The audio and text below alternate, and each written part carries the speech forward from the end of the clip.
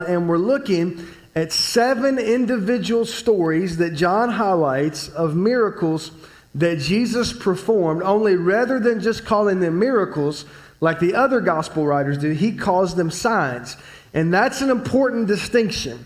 If you look in the dictionary defines a sign as an object whose presence or occurrence indicates the probable presence or occurrence of something else. So another way to think about it is that a sign is never the main thing in and of itself. The purpose of a sign is always to advertise something, to identify something, or to give direction to someone. And as you go through your day, you encounter all kinds of different signs. So at least for a couple more days, you're going to see election signs. There are billboard signs. There are for sale signs. There are digital signs. There are street signs. I mean, it just goes on and on.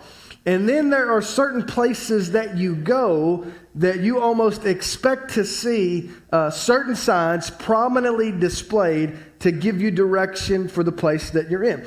So an example of that would be a swimming pool. Whenever you go to a swimming pool, especially if you're on vacation or at a resort, there are certain signs that you almost expect to see prominently displayed on the fence around the pool that are meant to give direction to the people using the pool so that they'll have the best experience possible. I'm going to show you some examples. Here's one. Now, this is one you've seen before, maybe different variations, but you kind of know these are the rules that you're supposed to follow if you're going to have a great experience at the pool. So no running, no diving, no pushing, no bombing, whatever that is, no rough play. And then we'll skip down to what is the most important one by far, use restrooms. And just as a point of clarification, it should say use restroom before entering the pool, just so everybody has a good experience. But that's all. Here's another one that you sometimes see if you go to a hotel. It's a reminder that if you get in the pool and you get in trouble, you're kind of on your own because there's no lifeguard there that's on duty. So you're assuming the risk. You're swimming at your own risk. In John chapter 5, what you see is a story about a very famous pool that if it had had a sign, it would have looked something like this next sign that I want to show you.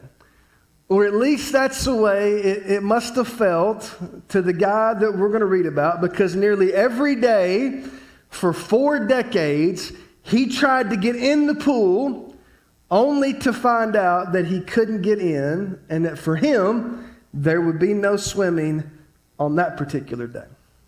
And every day for nearly 4 decades was kind of a rerun of the day before. Now, if you've been tracking with us, the story that we're going to look at is the third of the 7 signs that John highlights. And the story that we're going to look at in John 5 represents a major turning point in the story of Jesus' life. Up until this point, even though he'd been gaining popularity, he had somehow escaped the attention of the religious leaders. But that all changes after the events that we're getting ready to read about. So we'll come back to that in a few minutes. But for now, I just want you to look at how this story unfolds. John chapter 5, verse 1. Here's what John says. Sometime later, Jesus went up to Jerusalem for one of the Jewish festivals. Now there is in Jerusalem near the sheep gate a pool, which in Aramaic is called Bethesda, in which is surrounded by 5 covered colonnades. I'm going to stop there for just a second. I've got another picture that I want to show you. Up through the 18th century and most of the 19th century, verse 2 was one of the verses that critics of the Bible would point to, and they would say that the pool that John describes in verse 2 is so different than every other pool that had ever been discovered from the first century that it couldn't have possibly really existed. So this is one of those verses they would say, hey, John describes a place that clearly didn't exist, so you can't believe anything John says throughout the rest of the gospel.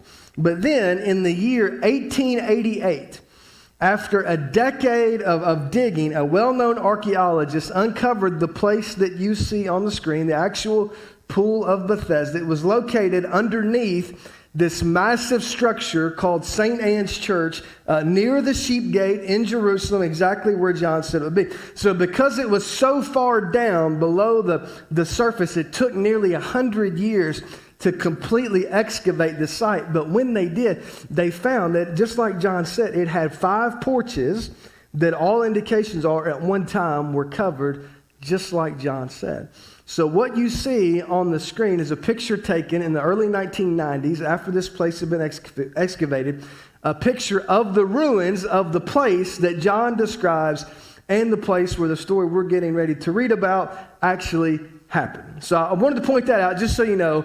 I'm not making this stuff up, and neither is John. So you can have confidence in that. Now go to verse 3. John tells us why this place was important.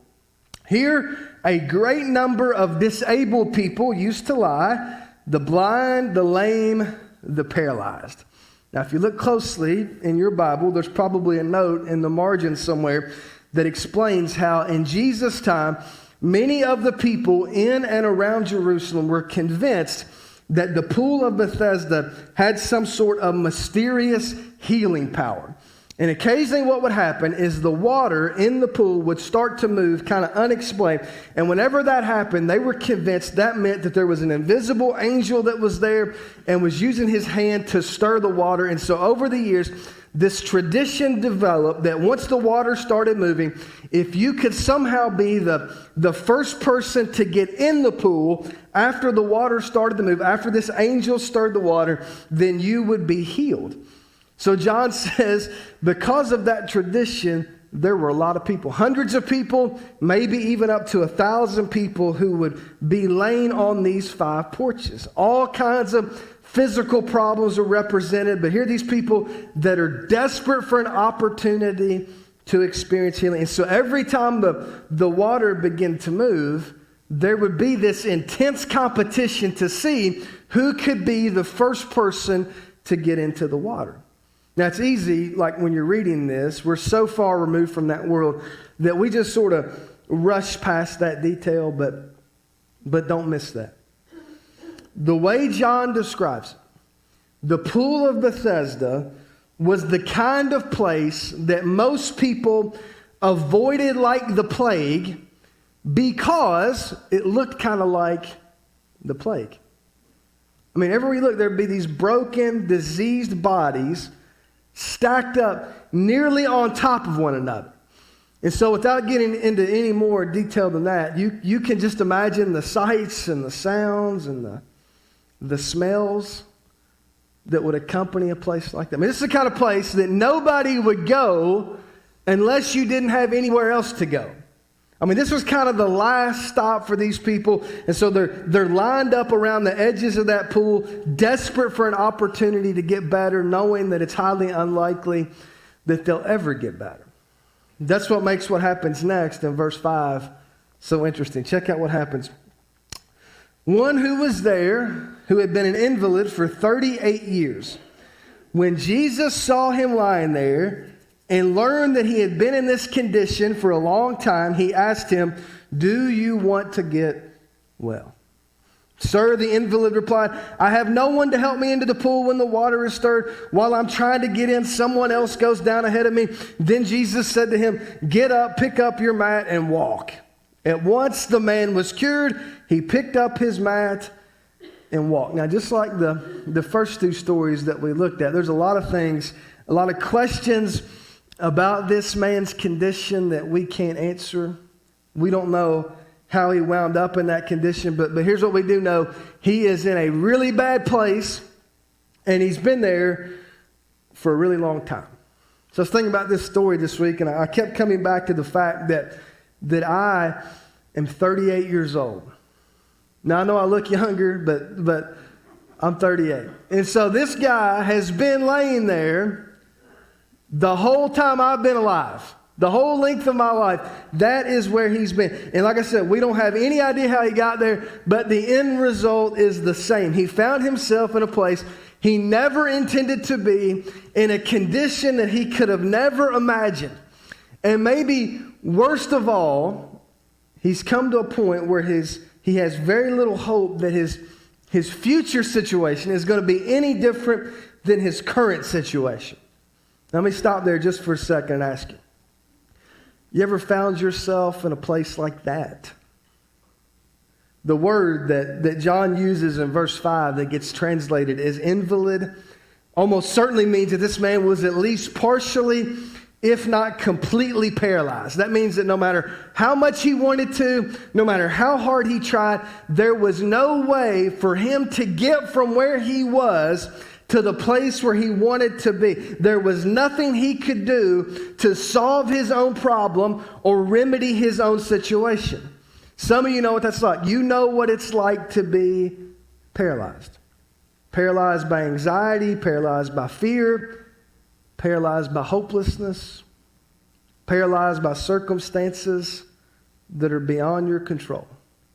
It can happen in a lot of different ways, but a lot of us have been there, and that's where this guy lived. I mean, that was his story. Every day was like a rerun, and no matter how much he wanted it to be different, he couldn't find a way to change it. He could not find a way to rewrite his story. That is, until one day when Jesus shows up. One of the coolest things about this story, you'll see it at the beginning of the story and again at the end of the story, is that all throughout this encounter, it's Jesus who takes the initiative. Most of the time, we think we have to invite Jesus in, but in this case, Jesus actually invited himself in. Jesus goes to this guy, and he gives him an opportunity to experience something that this guy had no idea was even possible.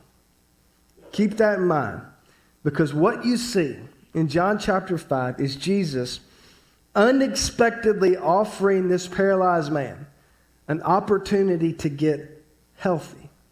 But before he can get from where he is to where he eventually hopes to be, there's a process that he's going to have to go through. There are 4 steps in this process if you want to write these down. The first step is to answer the question, and the question is, do you actually want to get well? Do you want to get healthy?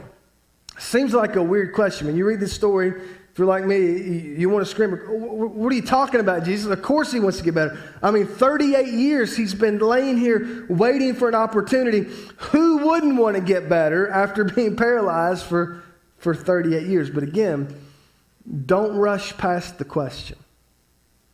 Because that's a question that all of us have to answer from time to time.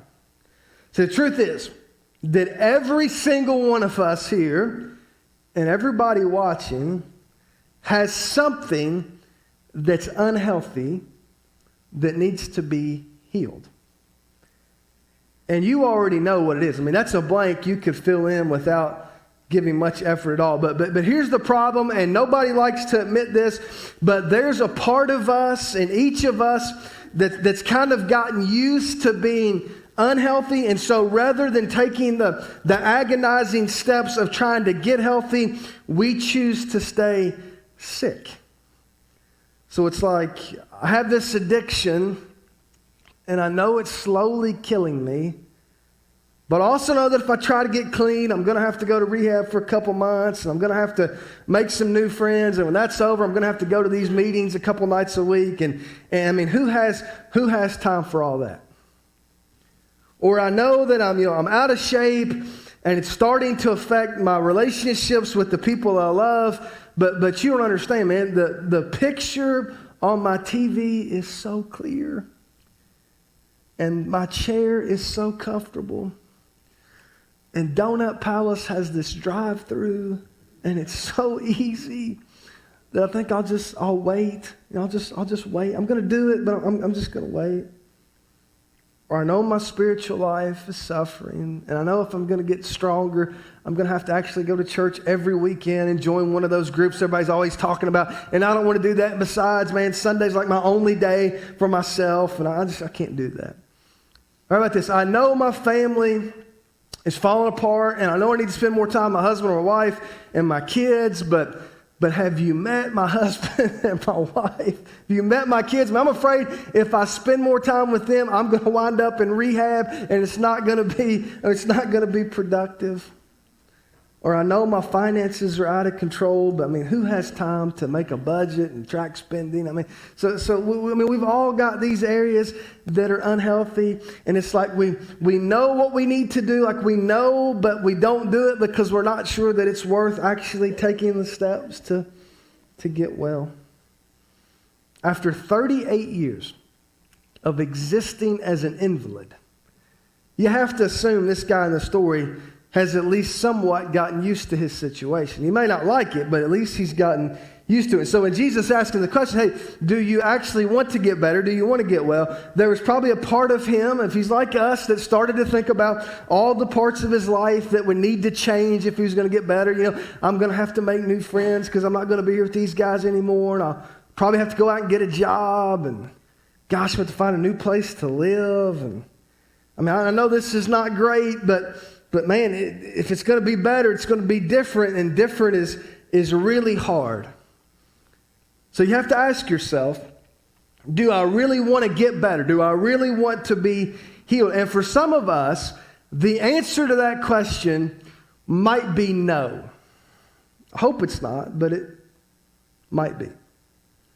And if it is no, and if you've decided, I know it's not great, but I'd rather remain unhealthy because that's easier than getting healthy. I'm going to do something I never do, and I'm going to give you my blessing to not listen for the next few minutes. Some of you think, I stopped listening a long time ago. But if you're still listening and the answer to that question is no, you don't have to listen. But if the answer is yes, or even if the answer is maybe, I want you to pay really close attention for the next 10, 15 minutes. Because what you see in this passage is a pathway or a process for getting better. But it can't start until you answer that first question. So if your answer is yes, or if the answer is even maybe, here's the second step in this process. You have to accept responsibility. So you go back to verse 7. You can hear this guy's hesitancy. You can read his response to Jesus' question, and you can hear the hesitancy in his voice. Here's what he says. Sir, the invalid replied, I have no one to help me into the pool when the water is stirred. While I'm trying to get in, someone else goes down ahead of me. Now, so from one angle, you could say, hey, he's not doing anything. He's just describing the reality of his situation. The water starts to move, but because he's paralyzed, there's nothing he can do to get closer to the water. And so every time he tries, someone always beats him to the punch. So over time, he's learned to accept the reality of his situation. But from another angle, you could say, while that's technically true, it also subtly reveals his hesitancy to try again. Some of you know what that's like because you've done the same thing. And I have too. It could be something as simple as he doesn't want to get his hopes up only to be disappointed again. And we all know what that's like. I tried to lose weight, but I can't, so it must be my DNA. I know I need to invite my neighbor to church, but I invited them before and they didn't come. I'm afraid if I invite them again, it's going to get awkward. I know I need to repair that relationship with my daughter, but I tried that before and it was just such a mess. I don't know. I know I really need to get help with whatever this fill in the blank issue is. But I went to counseling 4 years ago and it didn't really help. So why should I go again? That's where this guy was. That was his situation. He had a problem that he knew he needed to address. And yet in his mind, he was convinced there was nothing he could do. The other thing I want you to notice about his answer is that at this point, he still thinks there's this magical water that's going to solve his problem and going to heal him. So don't miss that. He thinks the solution to his problem is not a miracle. It's something magical. But don't be too hard on him because we do the same thing. We come up against some problem and we don't know how to deal with it. And so in the back of our minds, we're thinking, if I could only have a magic pill I could take that would solve this. If there was only some magic water that I could jump in, if there was only a magic button, if I could find some magician that would swing his little baton over me, then all of this would go away. And that's never how it works. See, magic is something that we hope for that doesn't really exist, when a miracle is something that Jesus performs, and those are completely two different things. They could not be more different. So before we can ever experience a miracle, though, we have to realize there's no magic answer. The answer is always Jesus. And then once you realize that, you have to do the next thing you see in this passage, and that's you have to take a step. Now, I'm not going to belabor this because we talked about it last weekend. But one of the things I hope you're starting to notice in each of these stories, especially these first three that we looked at, each of them pretty much follows the same pattern. Now, the details from story to story are different, but the storyline is pretty much the same. It always begins with some seemingly unsolvable problem. So in the first story we looked at, Jesus goes to this wedding reception and they run out of wine. Nobody knows what to do. The second story, this royal official shows up. His son is near his death. He's on his deathbed and none of the doctors can heal him. And then you get to this story and there's this guy that's been paralyzed for 38 years. And so in each of those stories, you've got a problem that from the outside looking in, you would say that is an unsolvable problem. There's nothing that anybody can do. And then the second thing you see happen in all these instances is that Jesus somehow gets involved in the situation. Sometimes he's invited in. Other times, like in this story, he invites himself in. But either way, he gets involved. And then what inevitably happens is that Jesus asks the people involved in the story to do something that on the surface of it makes zero sense. So in the first story, he goes to the servants. He says, hey, I want you to fill the water jugs up with water. And they think, that sounds great, but we don't need water. We need wine. I know that, but I want you to fill them up with water. Then you go to the second story, and he tells this royal official, hey, I want you to go on about your business because your son is going to live. And yet the guy looks around, and there's no evidence at all to indicate that was true. And then you come to this story, and Jesus looks at this dude who's been paralyzed for 38 years, which, by the way, is longer than the average life expectancy in the first century, and he says to him, I want you to do three things. I want you to get up, I want you to pick up your mat, and I want you to walk. Now, here's the thing. If this guy had been able to do any of those three things, he wouldn't have needed Jesus. I mean, if he was able to get up and pick up his mat and walk, he wouldn't have been in that situation to start with. So make sure you catch this. For this man to get healthy, he first has to do something that he doesn't think he can do. And just so you know, you'll probably have to do the same thing. Because that's how it seems to work. You come to Jesus, you invite him into your situation, and what's he do? He asks you to believe something, to accept something, or to do something that you don't think you can do. Because that's what he does. He asks us to trust him enough to take a step, even when it's an impossible step to take. That's what makes this guy's response in verse 9 so powerful. Look at what John says. At once, the man was cured. He picked up his mat and he walked. Why was he healed? Healed because he trusted Jesus enough to do what Jesus asked him to do. No excuses, no second guessing. He just gets up and doesn't. Now, you would think, like, if that was us, right? If we were there and we were saying this, you would think everybody would be excited. We're going to have this great party. Everybody's going to celebrate that this guy's been healed. But if you know the rest of the story, you know that's not what happened, because in the very next line, John puts this little editorial comment, and he says, the day on which this took place was the Sabbath. Now, it doesn't mean anything to most of us, but to the Jewish people, and especially the Jewish leaders, it was a huge deal, because as part of their efforts to obey the fourth commandment, they developed a list of 39 categories of things that a person was not supposed to do on the Sabbath day, and one of those categories was carrying anything. Now keep in mind, that was not God's rule, that was man's rule. And sometimes those are two different things, but what happens next is a perfect illustration of the old saying, no good deed goes unpunished. Because rather than celebrating this man's healing, the religious leaders instead launch an investigation in hopes of securing evidence that they can use to discredit Jesus, who they now view as a growing threat to their influence. But what I want you to notice is that as part of their investigation, they bring this guy in they question him about how he got healed, and they ask him all kinds of questions. And I want you to look at his response. Check out the last part of verse 9. At once the man was cured. He picked up his mat and walked. The day on which this took place was a Sabbath. So the Jewish leaders said to the man who had been healed, "It is the Sabbath. The law forbids you to carry your mat." But he replied, "The man who made me well said to me, 'Pick up your mat and walk.'" So they asked him, "Who is this fellow who told you to pick it up and walk?" And the man who was healed had no idea who it was, for Jesus had slipped away into the crowd that was there. So everywhere this guy goes, there are all these people, these powerful, religious people. These are the kind of the leaders of the church, and they're asking him questions that he can't answer.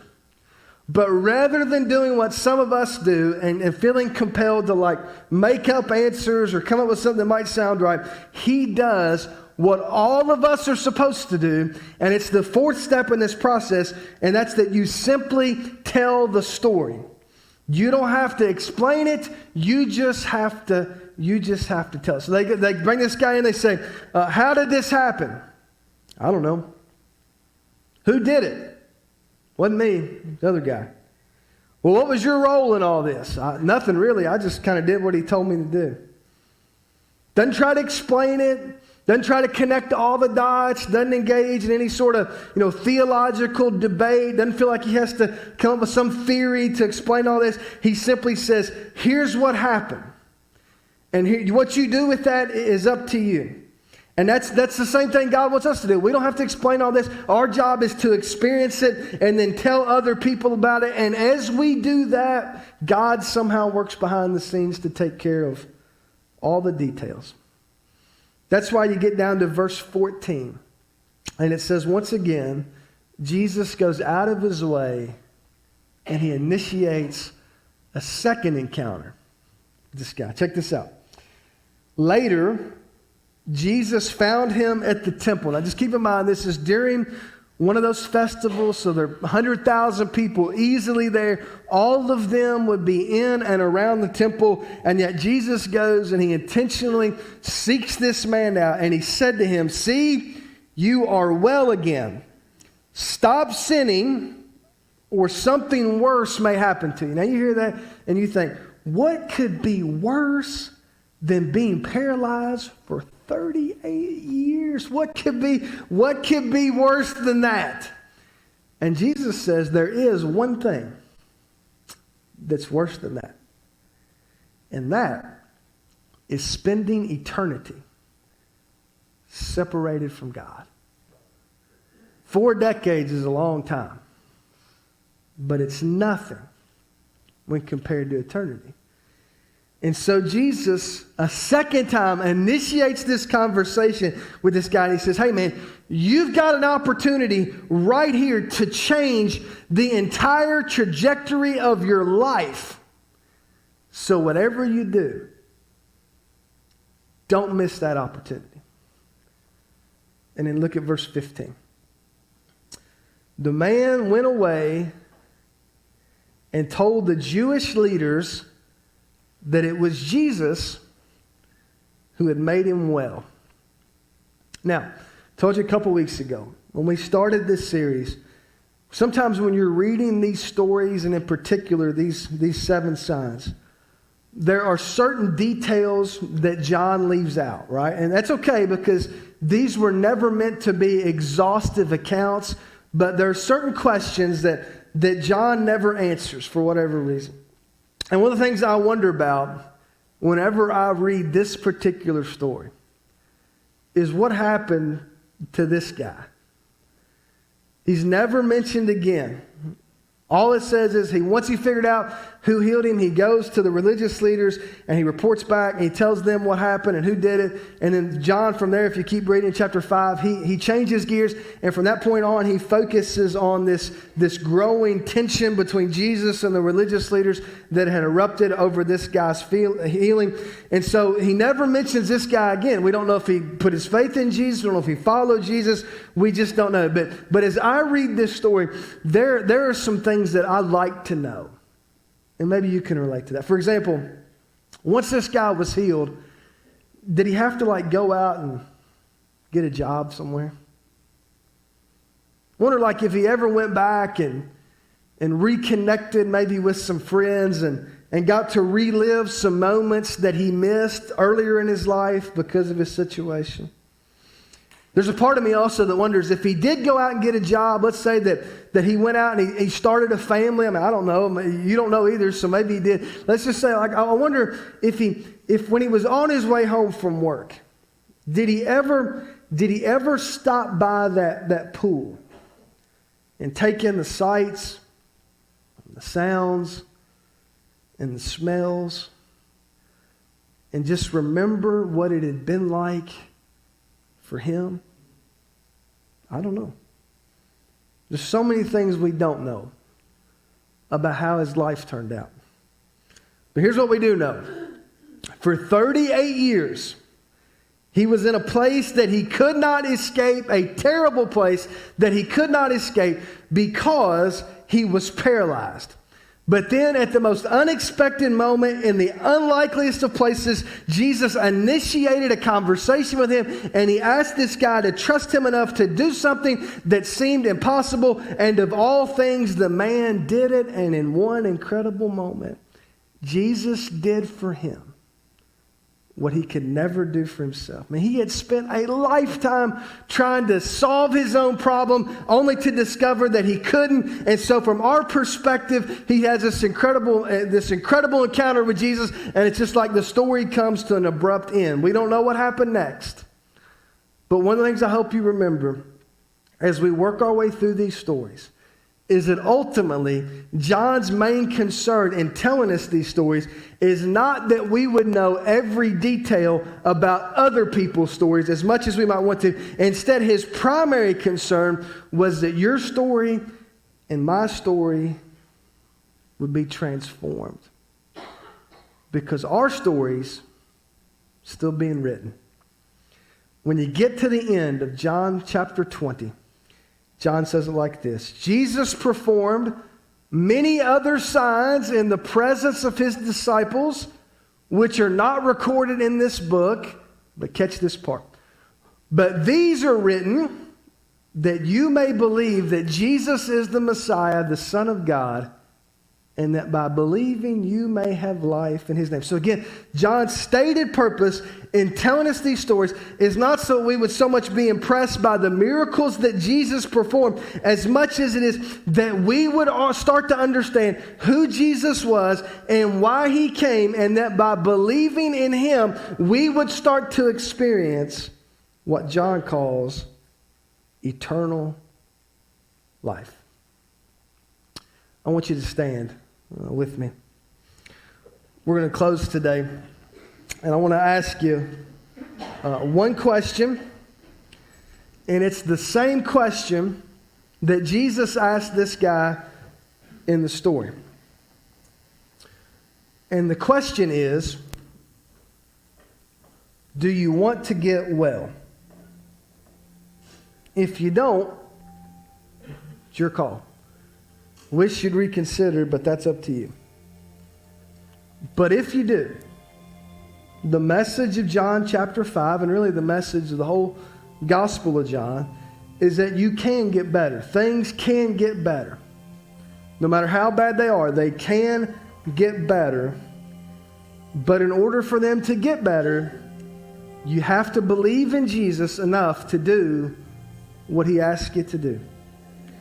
So if you're here this morning and you haven't done that, if you've never taken the next step, whatever that is for you, the step of putting your trust in Christ, putting your faith in Christ, being baptized into Christ, whatever that is for you, we'd love to help you. So we're going to close today by singing a couple songs, and if you need to pray with somebody or talk to somebody, I'll be here, John will be here. We'll be glad to help you figure out what your next step is. But ultimately, you're the one that has to take it. We can't do it for you. So if there's something that you know the Lord wants you to do, I want to ask you to consider doing it. Let's sing together.